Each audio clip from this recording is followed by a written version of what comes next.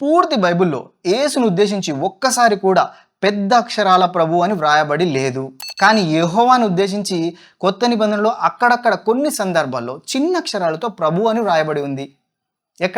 ఎక్కడైతే అనుమానానికి అవకాశం లేదో, సంశయం కలగడానికి అవకాశమే లేదో ఆ సందర్భాలలో యెహోవాను ఉద్దేశించి కూడా చిన్న అక్షరాలతో ప్రభు అని రాయడం జరిగింది. దానికి ఉదాహరణగా మత్తయి సువార్త 11వ అధ్యాయము 25వ వాక్యంలో యేసువారు స్వయంగా అంటున్నారు, తండ్రి ఆకాశానికి భూమికి ప్రభువా. అక్కడ యెహోవాను ఉద్దేశించి ప్రభు అనే పదం ఉంది, అది చిన్న అక్షరాలతో ఉంది. ఎందుకని? అక్కడ కన్ఫ్యూజ్ అయ్యే అవకాశమే లేదు. పిలుస్తుంది స్వయంగా యేసు, భూమి ఆకాశాల ప్రభువా అని. అలా కొన్ని సందర్భాల్లో యెహోవాను ఉద్దేశించి చిన్న అక్షరాలతో, సాధారణమైన అక్షరాలతో వ్రాయబడింది. కానీ యేసును ఉద్దేశించి మాత్రం పూర్తి బైబిల్లో ఒక్కసారి కూడా పెద్ద అక్షరాలతో ప్రభు అని వ్రాయబడి లేదు.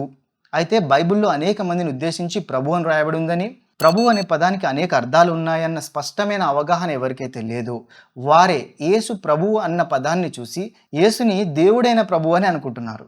అలాంటి వారి కోసం గమనించదగ్గ ఒక వాక్యం ఉంది.